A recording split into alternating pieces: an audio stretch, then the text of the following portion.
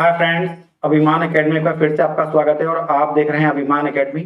और अभिमान एकेडमी के माध्यम से जैसा कि आपको पता है आज जो चलेगा मौर्योत्तर काल। और मौर्योत्तर काल में अब से पहले 44 हमने आपको वीडियो बनाई है हिस्ट्री की। उन्हें आप हमारी प्लेलिस्ट में जाकर देख सकते हैं। ठीक है, समय खराब ना करते हुए चलते हैं क्वेश्चन नंबर फर्स्ट पर। ये कुछ लिंक दिए हुए हैं जहां पर आप यूट्यूब, इंस्टाग्राम, फेसबुक और टेलीग्राम पर भी हमको ज्वाइन कर सकते हैं। फर्स्ट क्वेश्चन है, भारत के संदर्भ में मानसून की खोज किसने की थी?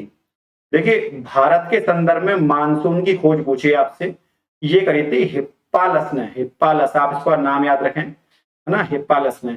और ये सब हम भारत में आए हुए इन्होंने भी खोज करी थी और अलग अलग दार्शनिक थे जो भारत में आए थे। क्वेश्चन नंबर 2 हो जाएगा, निम्नलिखित में से कौन गुप्त निम्नलिखित में से कौन गुप्त के पूर्व काल में व्यापार के तीव्र और विकास का मुख्य कारण बना? देखिए, व्यापार का तीव्र और विकास का मुख्य कारण कौन कौन बना? वो बना रोमन साम्राज्य की आवश्यकताएं, क्योंकि रोमन साम्राज्य को आवश्यकताएं थी। यही कारण था कि गुप्त काल के, देखिए यहाँ पर एक प्रश्न ये भी हो जाता है, गुप्त काल के संबंध कहाँ, किस देश के साथ थे? तो वो थे रोमन कल्चर के साथ, रोमन सिविलाइजेशन के साथ, रोमन सभ्यता के साथ थे। आंसर यहां पर हो जाएगा ए। अगला क्वेश्चन है, निम्नलिखित में से कौन सा कथन सही नहीं है? ये आपसे पूछा है। देखिए, एक एक करके हम पढ़ते हैं। गोंडो फर्नीस के शासनकाल में सेंट थॉमस भारत आया था। कभी कभी ये पूछ लेते हैं, सेंट थॉमस भारत किसके काल में आए थे? वो आए थे गोंडो फर्नांडीज के काल में। तो ये बात तो करेक्ट है, आपसे पूछा है, क्या सही नहीं है? दूसरा क्वेश्चन पूछा गया है, पार्थियन साम्राज्य का वास्तविक संस्थापक मिथ्रेडेटस था। देखिए, ये भी सत्य है कि जो पार्थियन साम्राज्य था उसका जो संस्थापक था पार्थियन साम्राज्य का, वो मिथ्रेडेटस था। ये भी सत्य है।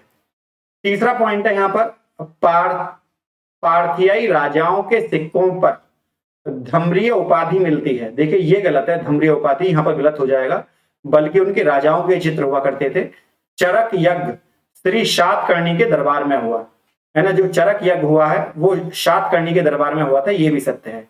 तो यहाँ पर ये पूछा है क्या सत्य है, तो यहाँ पर सी ऑप्शन हो, यहाँ पर ऑप्शन नंबर सी हो जाएगा। अगला क्वेश्चन है, किस बौद्ध संगति में संस्कृत को बौद्ध ग्रंथों के माध्यम से बताया गया है?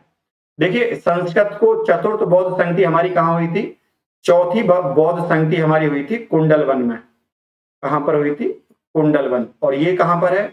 ये है वर्तमान में जम्मू एंड कश्मीर में, है ना।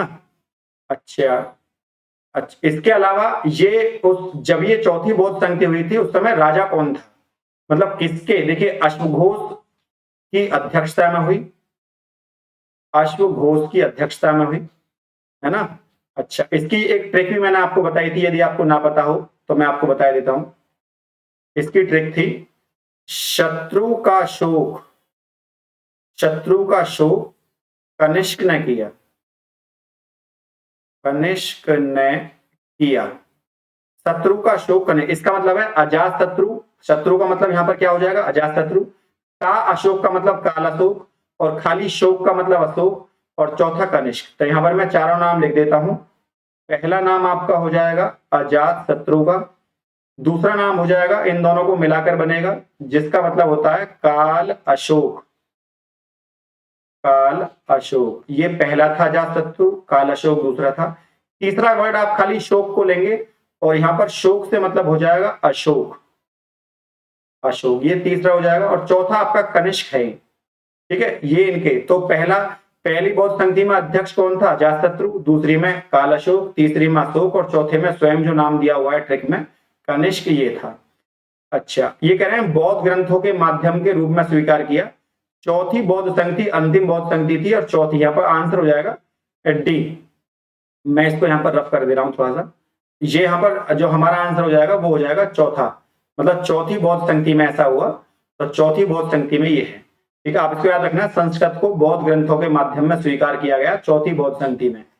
अगला प्रश्न है, अग्रहार एक प्रकार का भूमिदान था। अग्रहार एक प्रकार का भूमिदान था जो प्रदान किया जाता था। अग्रहार जो दान है वो किसको दान दिया जाता था, ये पूछा है यहाँ पर। देखिए, अग्रहार जो दिया जाता था वो अग्रहार ब्राह्मणों को दिया जाने वाला, विद्वान जो ब्राह्मण होते थे उनको दिया जाने वाला दान अग्रहार दान कहलाता था। अगला है मौर्योत्तर काल के संदर्भ में निम्नलिखित कथनों पर विचार करें और सही उत्तर का चयन करें। देखिए जैसा कि यहां पर दिया हुआ है, मैं एक एक करके पॉइंट पढ़ता हूं, आपको सही उत्तर का चयन करना है। शिल्प श्रेणियों के बारे में सबसे आरंभिक अभिलेखीय साक्ष्य मौर्योत्तर काल में प्राप्त होते हैं, तो ये बात तो यहां पर करेक्ट हो जाएगी। दूसरा है, इस काल में शिल्पियों की श्रेणी में प्रमुख को जेठक कहा जाता था। देखिए जैसा कि आपको पता है कि इस काल में जो शिल्प कला जानते थे उनको जेठक कहते थे, ये भी सच है। ठीक है, मैं इसको थोड़ा सा ऊपर स्क्रॉल कर देता हूं। तीसरा पॉइंट है, व्यापारियों के कारवां के संचालक या नेतृत्व करने वाले को सार्थवाह कहते थे। व्यापारियों का जो कारवां होता था, व्यापारियों के कारवां का मुखिया जो होता था उसे सार्थवाह कहते थे, ये भी करेक्ट है। करशापण इस युग में चांदी और तांबे के सिक्के कहते थे करशापण, ये भी सच है। तो यहां पर इसका आंसर हो जाएगा ये सभी, और डी यहां पर आंसर हो गया। अगला क्वेश्चन है, Periplus of the Erythraean Sea, Periplus of the Erythraean Sea कहां से कहां तक का वर्णन करता है। देखिए ये बार बार क्वेश्चन आता है, पेरिप्लस ऑफ द एरिथ्रन सी लाल सागर से लेकर भारत तक का जो, ये आपको ना दिखाई दे रहा, थोड़ा ऊपर कर दूं मैं इसको, लाल सागर से लेकर और अपना भारत तक का जो एरिया है इसको बोलते हैं Periplus of the Erythraean Sea. Important question है, आप इसको याद रखेंगे ऐसी मुझे उम्मीद है। क्वेश्चन नंबर 8 है यहाँ पर, और क्वेश्चन नंबर 8 में कहा गया है कि डेमेट्रियस प्रथम के बारे में निम्नलिखित कथनों पर विचार करें। तो देखिए डेमेट्रियस प्रथम कौन था? डेमेट्रियस प्रथम एक सबसे पहला यवन आक्रमणकारी था जो भारत में आया। डेमेट्रियस प्रथम जो था वो भारत में आने वाला पहला यवन आक्रमणकारी था जिसने पंजाब को जीता, ये बात करेक्ट है। डेमेट्रियस प्रथम के संबंध में सातवाहन शासक यज्ञश्री शातकर्णी के साथ मधुर संबंध थी, ये गलत है, शत्रु के संबंध थे। सातवाहनों के साथ तो लड़ाई हुई थी डेमेट्रियस प्रथम की, तो गलत हो जाएगा दूसरा, और यहां पर इसका आंसर हो जाएगा केवल एक। तो यहाँ पर जो पहला ऑप्शन है, पहला जो ऑप्शन है हाँ यहाँ पर, वही इसका सही उत्तर होगा। अगला क्वेश्चन है, कुषाण काल में प्रसिद्ध व्यावसायिक मार्ग जो था उत्तरापथ किन दो शहरों के बीच था, ये यहाँ पर पूछा गया है। देखिए उत्तरापथ की बात यहाँ पर चल रही है। उत्तरापथ किस क्षेत्र को कहा जाता था? उत्तरापथ मथुरा से लेकर तक्षशिला तक के क्षेत्र को उत्तरापथ क्या कहा जाता था? उत्तर का पथ उत्तरापथ। अगला है, मौर्योत्तर काल में सर्वाधिक लोकप्रिय और विशिष्ट मिट्टी के जो बर्तन थे, मौर्य काल में सर्वाधिक लोकप्रिय और विशिष्ट मिट्टी का बर्तन कौन सा है? देखिए मौर्य काल हो या हड़प्पा सभ्यता काल हो, दोनों में ही जो है लाल रंग के मृदभांड, जो लाल रंग के मृदभांड है वो पहले से ही फेमस रहे हैं। इनको MGP कहा गया है, चित्रित धूसर मृदभांड कहा गया है इनको। लेकिन देखिए अगर आपसे हड़प्पा काल के पूछते तो चित्रित धूसर होता, और खाली लाल रंग का जो है ये आपको मौर्योत्तर काल के लिए याद रखना है। मौर्य में लाल था और हड़प्पा में चित्रित धूसर था, ठीक है ना। तो यहाँ पर आप इन दोनों में भेद कर लें, मौर्योत्तर काल में लाल याद रखेंगे। मृदभांड का मतलब होता है मिट्टी का बर्तन। अगला क्वेश्चन है, मौर्योत्तर काल में निम्नलिखित में से कौन सा एक महत्वपूर्ण उद्योग नहीं था? मौर्योत्तर काल में कौन सा एक महत्वपूर्ण उद्योग नहीं था, यहां पर यह पूछा गया है। देखिए वस्त्र उद्योग भी होता था मौर्योत्तर काल में, लोहे का उद्योग भी होता था, मिट्टी के बर्तन भी होते थे, चमड़े का उद्योग काम नहीं होता था मौर्योत्तर काल में। तो यहां पर आंसर हो जाएगा बी, ये ज्यादा फेमस नहीं था।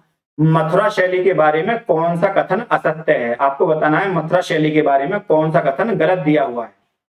तो यहां पर जो पहला ऑप्शन है यह भरहुत और गया, यह भरहुत और गया सांचे की परंपराओं से प्रभावित था। देखिए आपसे पूछा गया था मथुरा शैली के बारे में, है ना, मथुरा शैली के बारे में कौन सी बात गलत है? तो पहला ऑप्शन जो है वो तो गलत ही है, क्योंकि भरहुत गया और सांची के परंपराओं से प्रभावित है, मथुरा शैली नहीं है, गलत हो जाएगा। पिरामिड बनाए गए थे यहाँ पे, इसमें मूर्तियों के सिर के पीछे एक चक्र जोड़कर आध्यात्मिक बल दिखाने का प्रयास किया गया, वो भी गंधार शैली में, वो भी गलत हो जाएगा। जैसे देवी देवताओं के पीछे सूरज सा निकल रहता है सर के पीछे, आपने देखा होगा। यहाँ पर तीसरा पॉइंट क्या है? तीसरा पॉइंट है, इसके शिल्पकारों ने केवल धार्मिक मूर्तियां बनाई। देखिए जो मथुरा शैली थे उन्होंने केवल धार्मिक मूर्ति बनाई, भगवान कृष्ण की बनाई, सच बात है। इसमें सफेद पत्थर का प्रयोग होता था, इसमें सफेद पत्थर का प्रयोग होता था। यहाँ पर 2 पॉइंट हो गए। पहला पॉइंट तो हो गया केवल धार्मिक मूर्तियां बनती थी, ये सत्य है। और पत्थर का व्यापक प्रयोग, बड़े सफेद पत्थर का बड़े पैमाने पर प्रयोग किया गया, तो यहाँ पर ये भी सच है। तो यहाँ पर इसका आंसर हो जाएगा सी, 3 और 4 दोनों। अगला क्वेश्चन है, निम्नलिखित में सही मैच करिए। देखिए जो कर्षापण है, कर्षापण किसको कहा गया है? कर्षापण कहा गया है सोना, चांदी, तांबे और शीशे के सिक्कों को कहा गया है कर्षापण। जो काकड़ी है, कांकड़ी, वो तांबे के सिक्कों को कहा गया है। शतमान चांदी के सिक्कों कहते थे, और निष्क आपको सबको पता है, निष्क और पण का मतलब सोने के सिक्के होते थे। तो यहां पर इसका आंसर हो जाएगा सी, 4, 3, 2, 1। निम्नलिखित में से किसका निर्माण शुंग काल में हुआ? किसका निर्माण यहाँ पर शुंग काल में हुआ है, ये पूछा गया है। देखिए भरोत का स्तूप शुंग काल में बना था। सांची के स्तूप की जो वेदिका है और जो तोरण द्वार है वो भी बने, वेदिका कहते हैं जिसमें यज्ञ करते हैं, है ना। एक इस तरह का बर्तन बना होता है, उसके अंदर आहुति डालते हैं, उसको वेदिका बोलते हैं। तोरण द्वार कहते हैं किसी मकान के ऊपर जो बनने वाला वो है इस तरह से, उसको तोरण द्वार कहते हैं। मकान के ऊपर गोल गोल जो बना देते हैं उसको तोरण द्वार कहते हैं, इसको ऊपर के हिस्से को। तो ये दोनों चीज जो है दोनों, इसमें ढांचा स्तूप भी तभी बना। इसका आंसर हो जाएगा ये सभी, क्योंकि ये तीनों ही चीजें शुंग काल में बनाई गई थी।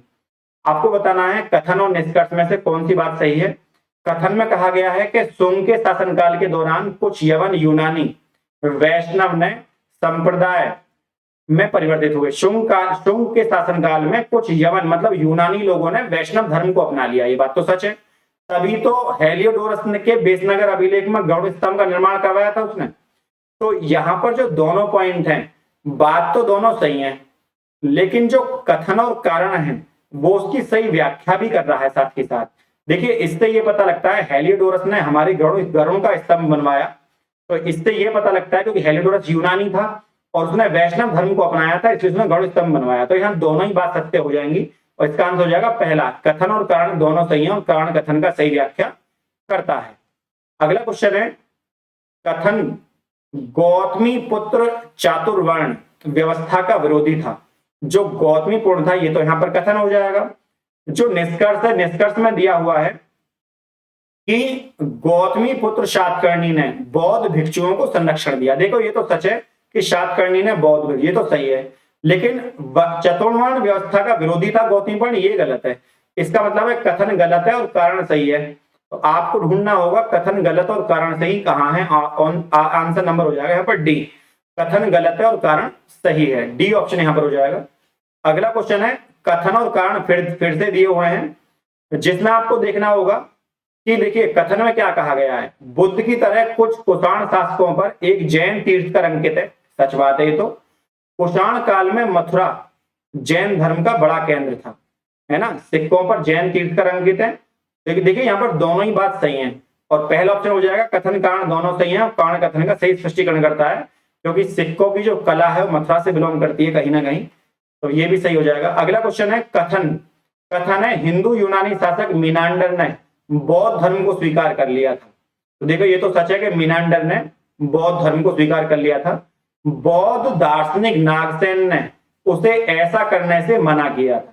देखिए बल्कि नागसेन ने तो उससे प्रश्न पूछे थे इसको लेकर। तो यहाँ पर कारण यहाँ पर गलत हो जाएगा और कथन सही है। तो हमें यहाँ आपका ऑप्शन नंबर सी आपको दिखाई नहीं दे रहा होगा, इसमें सी में लिखा हुआ है कथन सही है और कारण गलत है। कथन सही और कारण गलत, तो ये आपका आंसर नंबर हो जाएगा यहाँ पर सी। फ्रेंड आज का सेशन यही समाप्त होता है। यदि वीडियो आपको अच्छी लगी तो वीडियो को लाइक शेयर, चैनल को सब्सक्राइब करना ना भूलें। आज के लिए इतना ही। जय हिंद, जय भारत।